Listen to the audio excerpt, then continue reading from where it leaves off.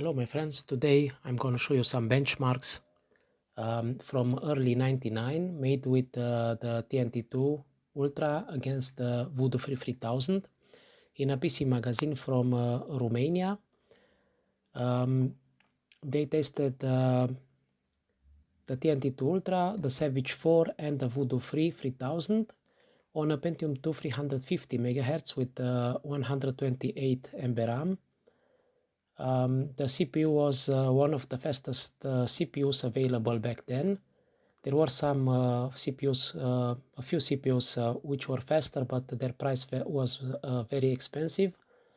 And back then, most people had a Pentium 1, K62, or at best a Celeron or a slower Pentium 2. So the Pentium 2 350 was actually very fast for that period, but still it was too slow for the TNT2 and the Voodoo 3, as we will later see in the benchmarks.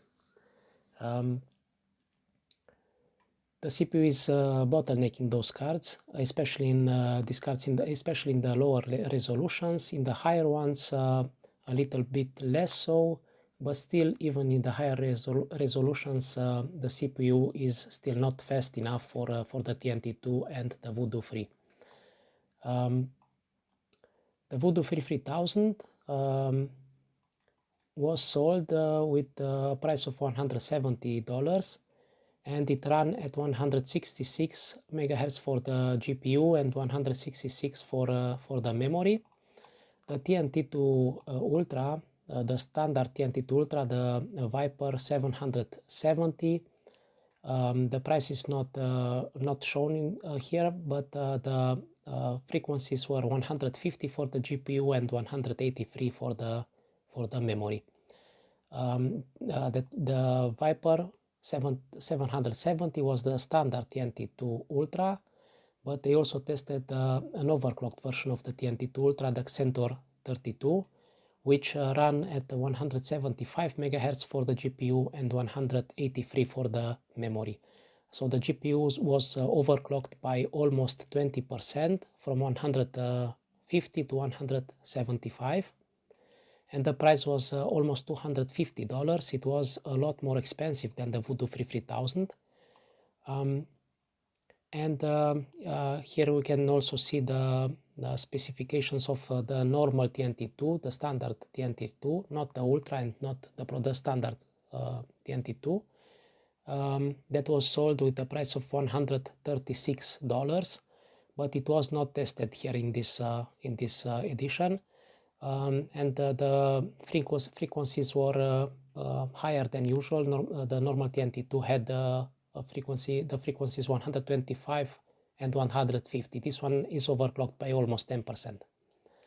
And they also tested the S3 Savage 4, a cheaper card that runs at lower frequencies, just 100 for the GPU and 125 for the memory. And it's also cheaper. It's just 130 to $140. Here they show that the memory is 128 bit, but in reality it was just 64, and that's why that was the main reason why this card was slower than the TNT2 and the Voodoo 3, because the memory it was just 64 bit, not 128, as with the Voodoo 3 or TNT2.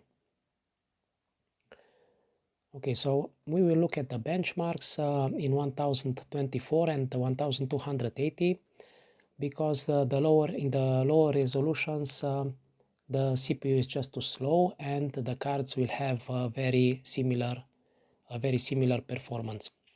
In the higher resolutions, the difference will be a little bit bigger, because the cards do not depend as much on the CPU as in the lower resolutions. They tested Unreal and Quake 2 and also 3D Mark 99 Max. This was a typical test for that period. Most reviewers back then only used 2 or at best 3 games to test the video cards, and maybe 3D Mark as they did in this benchmark. They tested Unreal in Glide with Voodoo 3000 and in Direct 3D with other cards, and Quake 2 in practically also in Glide with Voodoo 3000.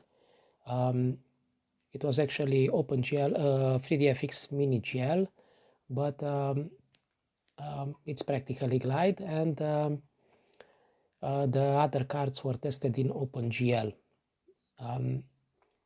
In Unreal in 16-bit, the fastest card in 1024 is the Voodoo 3000.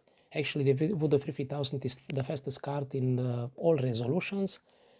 But in 1024, the Voodoo 3000 manages 50 frames per second, and the standard TNT2 Ultra just 40. So a difference of 25% in favor of the Voodoo 3000. And the overclocked TNT2 Ultra reaches 42 frames per second. It is 5% faster than the standard TNT2 Ultra, but it's still 20% slower than the Voodoo 3000. And the S3 Savage 4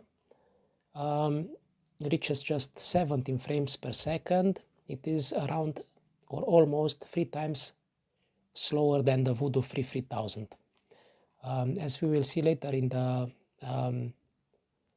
benchmarks, the S3 Savage 4 has a very similar performance to the older generation of video cards, to the Voodoo 2, TNT1, and Voodoo Banshee. In 1280 by 1024, the Voodoo 3000 reaches 42 frames per second, and the standard TNT2 Ultra just 26, and the overclocked TNT2 Ultra just 28. So the Voodoo 3000 in this resolution is 50% faster than the overclocked TNT2 Ultra, and almost 60% faster than the standard TNT2 Ultra. The difference is very big, and the Voodoo 3000 even is as fast in 1280 as the overclocked TNT2 Ultra in the resolution of 1024. So the difference in this game is really big. The Voodoo 3000 is much faster than the other cards, much faster than the more expensive TNT2 Ultra, and three times as fast as the S3 Savage 4. They also tested Unreal in 32-bit, and because the CPU is too slow for these cards, the difference between 16-bit and 32-bit is minimal, just around 5%. The TNT2 Ultra is just 5% slower in 32-bit than in 16-bit, from 40 to 38 and from 42 to 40. The S3 Savage 4, being much slower, is around 50% or over 50% slower in 32-bit than in 16-bit. I also tested the TNT2 against the Voodoo 3 on my channel. I have uploaded a few videos with the TNT2 against the Voodoo 3, and I tested the cards on a much faster CPU. I tested the cards on an Athlon 1500 Plus, which is of course much faster than the Pentium 2 350 they used here. And because the cards were not bottlenecked, the TNT2 Ultra was not bottlenecked at all by the 1500 Plus CPU, it could reach its full potential, and the difference between 16 and 32-bit was around, depending on the game around 50%. So a TNT2 loses between 40 and 60% performance when switching from 16 to 32-bit in most games from that period on a fast CPU. But on this one, on the Pentium 2 350 they used here, the difference is really minimal because the CPU is just too slow for these cards, and it bottlenecks the cards a lot, and that's why the difference is minimal. So back then, if you had a Pentium 2 or a slower CPU, it made no sense with the TNT2 to run in 16-bit, because the difference to 32-bit was minimal, and you could play in 32-bit just as well as, or almost as well as in 16-bit. In Quake 2, the Voodoo 3000 is again the fastest card. It reaches 45 frames per second. It's also faster in the lower resolutions, but we will look at 1024 and 1280.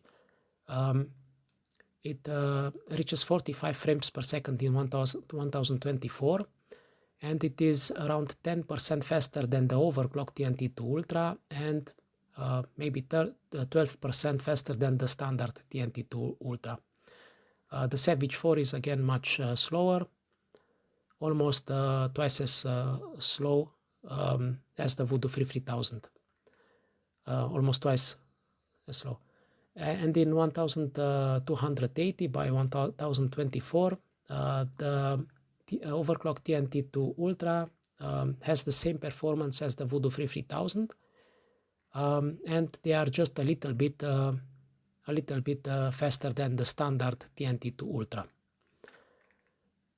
In 32-bit, the same as in Unreal, the difference between 16 and 32-bit with the TNT2 Ultra is minimal, around 5%, and with the Savage 4 loses more performance from 26 to 21 frames per second, around 30%.